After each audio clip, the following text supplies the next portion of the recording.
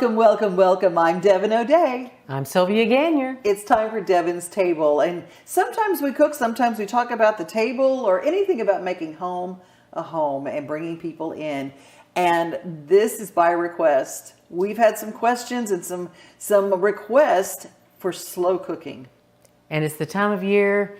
Keep it easy. Keep like your schedule going when you're trying to zoom around with all the new sports that are starting with kids and everything else. This is a great way to be on schedule to get supper on the table the right time. Comfort food extraordinaire. Ain't nothing that comes out of a crock pot that is not called comfort food, right? Amen. And what are we going to make today? So I thought we would talk about just doing a braised beef stew. It's super easy, super hearty, and it stretches your budget. We love that. Well, stick around and we'll give you the how-tos coming up.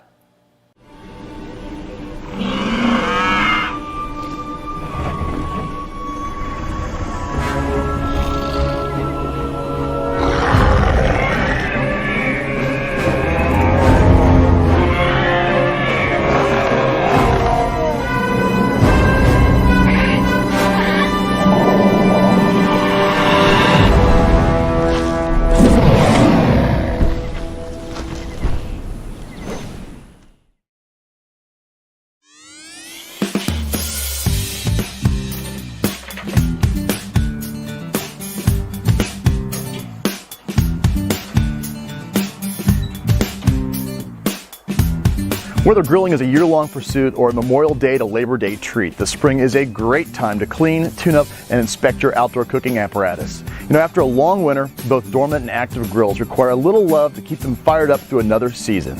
Don't wait until the last minute. Grab a warm afternoon, a cold beer, and get ready for a little tender, loving grill care.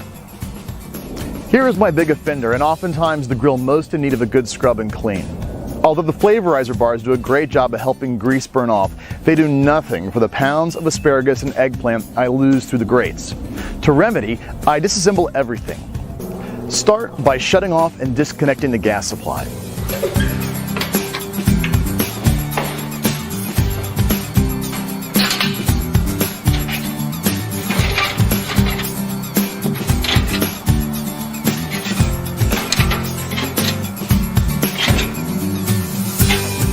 If it's been some time since the burner tubes have been removed and cleaned, it might be a good idea to consider it. If you've observed inconsistent or non-existent burner flame, there may be blockage. Spiders and other bugs are known to crawl inside and make homes and thus block the gas and airflow.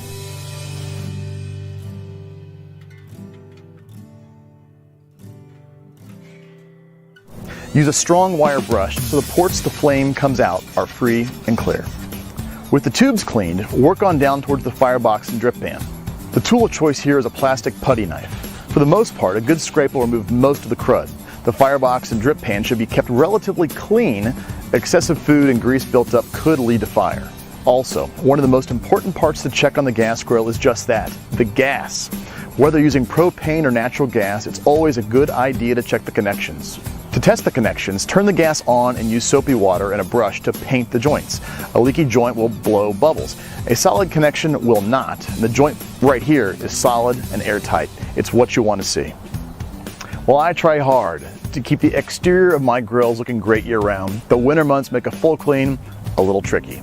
This is my time to make up for it. And thanks to Weber's exterior grill cleaner and stainless steel polish, it makes the job fast and easy.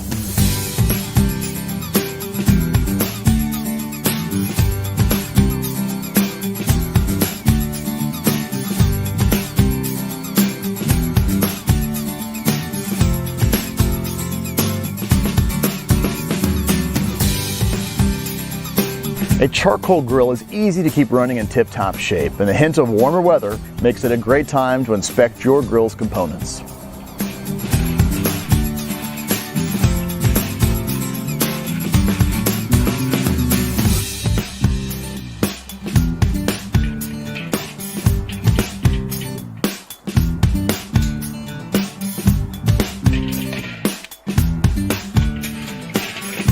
Charcoal grates, grill grates, and the one-touch cleaning system, everything is in great shape. No matter what type of grill you have, check the owner's manual. The manual has gone the way of the trash, don't worry, you can find yours at Weber.com. A little bit of preventative time in the spring can go a long way to make this summer's grilling safer and the life expectancy of your grill last a little longer. Plus, nothing says happiness like a clean grill.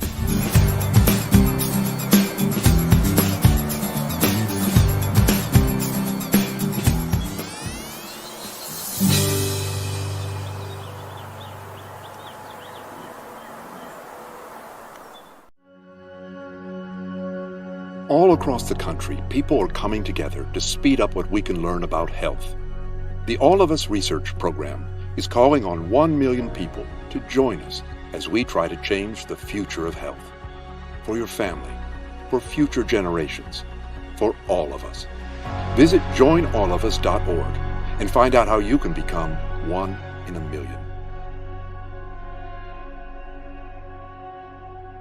Hey y'all, Austin here, and we did a video a couple years ago on my Northwind switchgrass, which I've got 5 of them here, and a very common question we get is like, when do I cut these, what do I do, whatever. What I want you to know is that you can cut these whenever they go brown if you want to. Now me, it's kind of a backdrop to my bed, so I kind of like to keep them up through the winter. I don't mind seeing this tan, old foliage up over the winter time, because it kind of adds to my bed, and they blow in the breeze and they look kind of nice.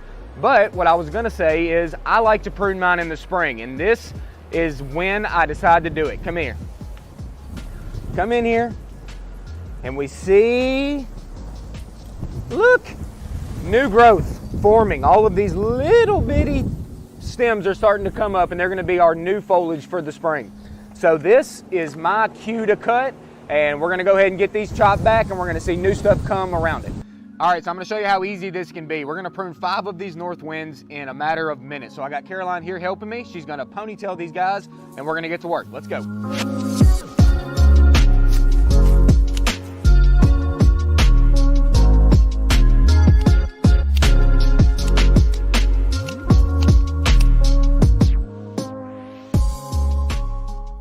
All right, so we cut them back, they look good. I take them to about shin level usually, that's where I like to go, and then the new stuff's gonna form and it's gonna get way taller. They're gonna get all the way up into here in the spring, but we've opened them up and we get some sunlight on them and we're gonna see some new growth soon.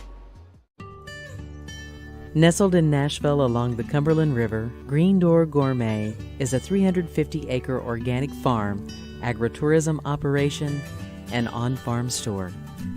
Green Door Gourmet grows a wide variety of fruits, flowers, vegetables, and herbs using holistic organic methods, providing our customers, including local restaurants and florists, with the absolute best direct from the field produce. Enjoy seasonal cut farm flower bouquets all summer long with our Green Door Gourmet Flower CSA. Farm field trips are offered March through October, as well as seasonal cooking classes and on-farm events such as our annual Fall Fest. Our on-farm store features Green Door Gourmet produce as well as products from our farm partners, the area's best local producers, including grass-fed meats, honey, jam, dairy, baked goods, and much more. Our local farm box program allows customers to take home a box with a variety of produce options based on what is growing at Green Door Gourmet. Join us in the spring for the You Pick Strawberry season. Our Countrypolitan White Oak Community Center is the perfect setting for weddings, meetings, farm-to-table and corporate events, and social occasions. Come visit Green Door Gourmet, just minutes from downtown Nashville.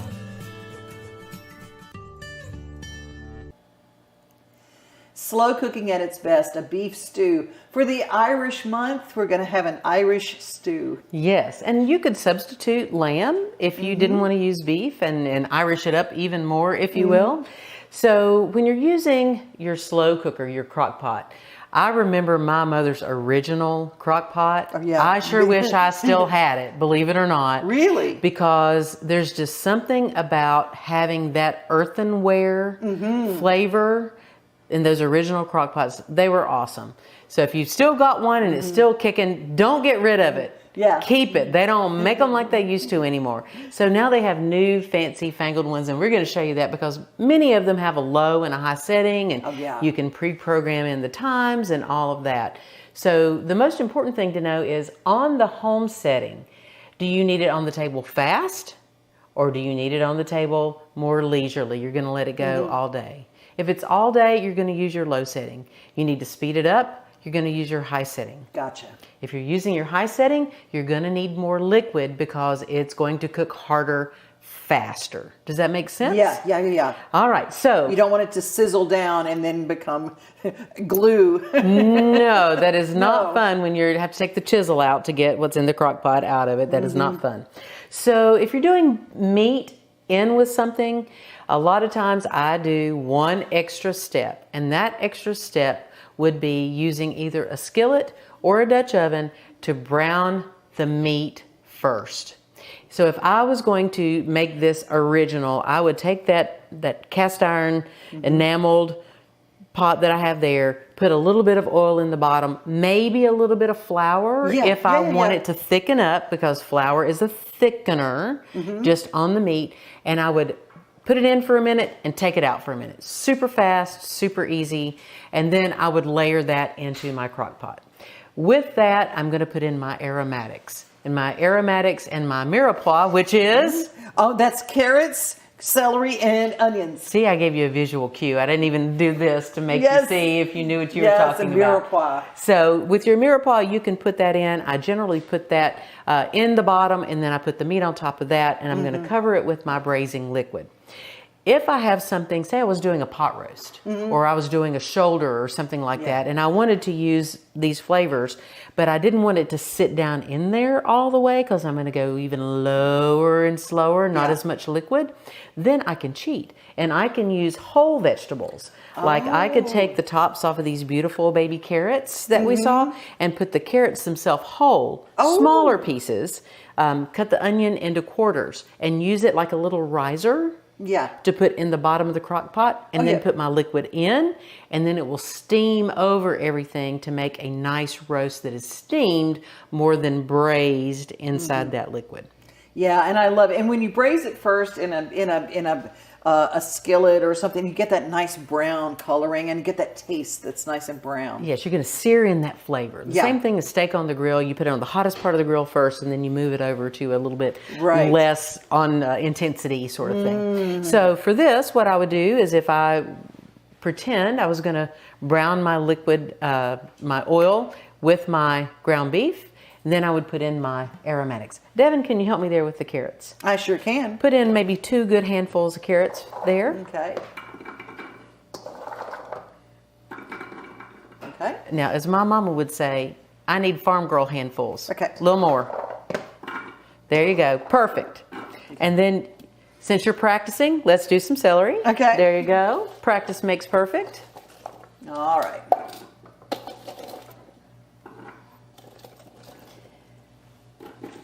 And you see, I was going to act like I liked you today, and I went ahead and cut these up so we wouldn't have to cry together. We wouldn't have to think of something sad. We're going to think of happy things, making this beef stew. That's right. And we're going to put these in. So these are just done as half moons. You can dice them if you want to, however you want to do it. I'm going to put that in, just kind of layer it in there. And you see, just making a nice little amount of stuff there. Okay, and then this is our pretend we have browned this ground beef. We're going to put that in as well there, Devon. Go ahead and put it in. Go ahead and put it in. We're not going to make our viewers wait for me to brown it. We're just going to go ahead and put that in. Because it'll still brown. Oh, yeah, it'll brown. It just won't be as seared, if you will. Okay. If you are super ambitious and you want to make your own beef stock, you can do that. You roast the bones. You take them out, and then you put them in with those same aromatics that we talked about, the celery, the onion, and the carrot, some water, and let them cook low and slow until it is like super, super smelling wonderful in the air and the liquid is reduced. So I have some beef stock here. What I would do is, if I didn't want to use wine in what I was cooking, I would use all beef stock. But, you know, I really like this Ember Falls wine for cooking. Yeah, the Cajun. Fest. Yeah, because it's got some spice and kick to it. Yes, and so it brings a little green pepper flavor into what we're doing. So I'm going to use half of this bottle Uh-huh. in.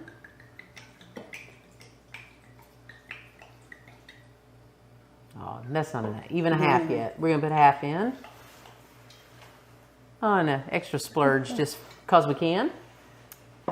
And the reason I use white onions, you see the red onion here? Yeah. This can make the broth turn kind of gray looking. Red onion, when you cook it, turns things kind of gray. So save this for your raw cooking. Yeah, it looks really good in a salad, not so good when you cook it. No, not so good, especially with mushrooms. It just turns grayish brown and it's not fun.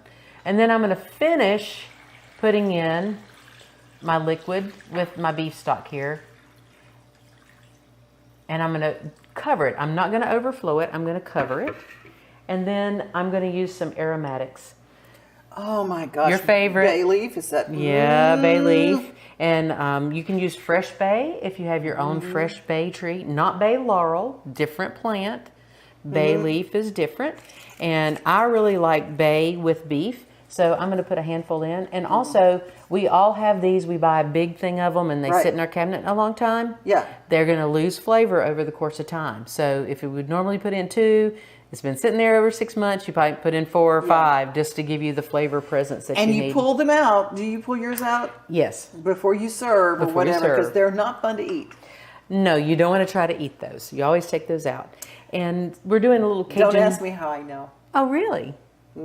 The first time, I was young. I didn't know what it was, and I just manged down on bay leaf. Went to somebody's house that had, Italian, they were cooking Italian food, had a bay leaf, and they go, you take that out, you take that out. I go, now you tell me. So I'm just, for anybody who doesn't know like me, I'm going to tell you, take the bay leaf out, even after you cook. And if you forget or you miss one, and someone has it in their bowl and you see it, you go, you're the lucky one at the table. Guess what? You get an extra serving of pie just because you found the bay leaf. You don't let them know that you forgot to take it out, right? Or you missed one.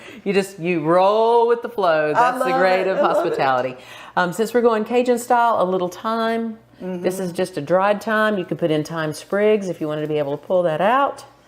My stock already has salt in it. Okay. I'm not going to put salt or pepper in right now. Okay. I season at the end. It has a little bit in the stock. That's enough. And just for kicks and giggles, since we're going Cajun, sage, a little bit of filet. Filet. Well, sassafras, isn't it? Yes, sassafras, yes. So just a little bit, sprinkle on top of the filet here. And you'll get that nuance and you'll say, what made that so good? So you've got all those kind of Cajun flavors in there. I'm going to put the lid on this puppy and I'm going to let it go low and slow for 8 hours. I'm going to pretend I had to go to work. I'm going to come back in 8 hours and it's going to be ready to go. All I have to do is make some mashed potatoes, some really nice rice, serve it over top, nice bowl, family's fed, one dish to do. Oh, hallelujah. So good. This is an example of what you would do like Saturday night before you go to church, and then you get home and it's done. Yes. See, that's that perfect time period. Just leave and it you get alone home and and the house smells like so good. Or you can put this all the way in the back and you have your guests and you come out and you have the flour all over you. You say, I've been slaving all day. Oh. And then take all the credit and let the crock pot do all the work. I love it. I love it. Okay, that is our Cajun slow cooker pot roast. Thank you so much. Just join us at the end and we'll fill you in on how you serve this coming up. Hi, I'm Stephanie Miller from Mornings on Main Street. Join us March 23rd at Bridgestone Arena with the Nashville Predators for Main Street Media Night. I know Devon O'Day will be here. You know I will be, Stephanie. Plus, you can register for a Predators prize pack. They were going to call it the Hockey Hootenanny, but they changed. So it's going to have 4 tickets and food vouchers. You got to register to win.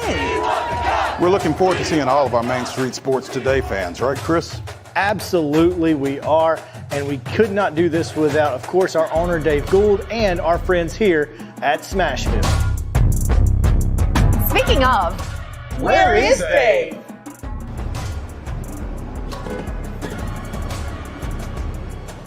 we will see you March 23rd for Main Street Media Night.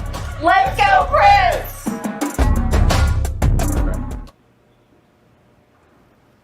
Do I have the wrong night?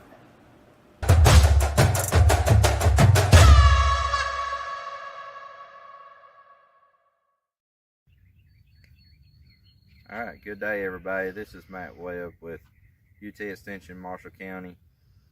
We're here on a beautiful spring day.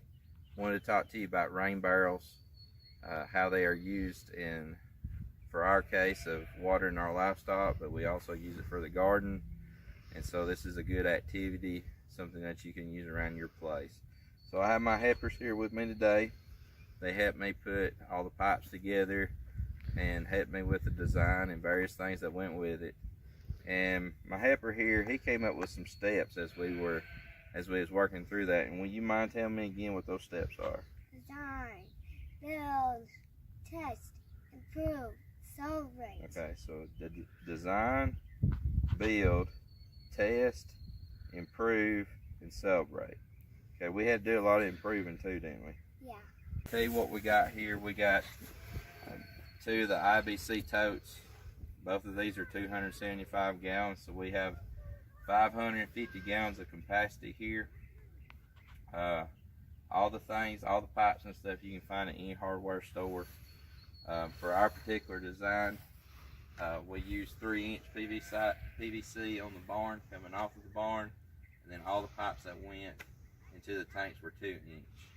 And so the way I designed mine is that I have a flush that's coming off of the barn that's collecting water, because we have a lot of pollen that collects on the roof of these barns, and it'll be the same for your house or shops or anything else. As the rain and the water comes into the tanks, both the tanks are going to pretty much fill simultaneously as they go up. And so once they get to the top, it's going to hit that top pipe system, and then that excess water is going to have an overflow over here. Okay, we leveled this. We put pallets up under these so they're up off the ground. A couple of features that I added to this is that eventually you are going to have stuff that's going to enter the tanks that you're going to want to drain out. So I did put a 2-inch ball valve down here on the end, so if the tanks ever start to get nasty, we can open it up and let that come out of the tanks. The other end is just an ordinary garden hose valve, and we have a garden hose that, as you'll follow me, you can follow me to the tank. And this is a gravity system. There's no electricity, there's no gasoline or anything that's associated with this. So everything has to depend on gravity. And so everything's got to be, your water needs to be high so it can flow down to where you need it to go.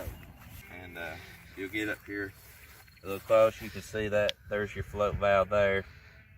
And as that water fills the tank, then that float valve rises up and closes the water off. And so probably in our case, between the totes and all the parts that went with it, this cost about $250 to install. We are on a county water system, so this was just an idea for us to try to get at least what the sheep needed off of our bill. You can send us our questions by UT Extension Marshall County on our Facebook page. And I hope that everybody has a good day, and I hope this was a help to you. Baking powder is a leavener that we use to lighten the texture and cause baked goods to rise. It's very important in baking, but it's also important that we utilize it correctly. If it's not fresh, your baking powder is not going to do its job for lightening up your baked goods. So what we're going to do is test our baking powder. We're going to start with some hot water, about a cup, and we're going to test different levels of baking powder and show you the difference. Okay, so what we've got first is a really, really old baking powder. We're going to add about a teaspoon of this to the hot water, and you can see that it does nothing. So this baking powder needs to be discarded. Then we've got one that's expired, but it's not quite as old as the previous baking powder. We're going to add it to the water, and you can see you've got a little bit of activity left, but not a lot. Let's show you what baking powder should do. We're going to take a teaspoon of really fresh baking powder, add it to the hot water, and you can see the difference. This is what you want to happen with your baking powder. This one is fresh and ready to use and is going to make your baked goods nice and light. Well, we have had quite the show, but the show is just getting started because I wanted to find out, we have our Cajun slow cooker pot roast here. How do you serve it? And can you have stew without having potatoes? I'm Irish, so I don't think so, but... The great thing is when you're putting in those aromatics, if you have some potatoes that are, say, about this size, which is a B size, so you have A, B, C. Oh, okay. So you can take your B potatoes, make sure they're clean, leave the skin on, cut them into quarters. By leaving the skin, the potato doesn't fall apart as much. And you can put those in at the same time you're putting the celery and everything else in. Fine. You're like, I don't have potatoes like this. I've got some potatoes left over from when I was making potato salad or anything else. So you've got some potatoes that are just sitting in their little water bath in the fridge. I would put these in toward the end, like 2 hours in. They don't cook into nothing. Or I would make mashed potatoes because I love the gravy that this makes to go over top of mashed potatoes. Ooh, have a nice big, almost a flat bowl. Put your potatoes in the center and then make a little well. A little well, yes, and put it all around. Oh, that's a great way to serve it. Dig a little deeper in the well right there. And you know the best hint for mashed potatoes, Devon, should I tell everybody my secret? Tell us your secret. So you wonderful cooks out there, you all know to warm up your butter and your cream before you add it into your potatoes. See, I didn't know that. Warm up the butter and the cream. Do you need to melt the butter? Melt the butter in the cream and then put in a couple of tablespoons of cream cheese.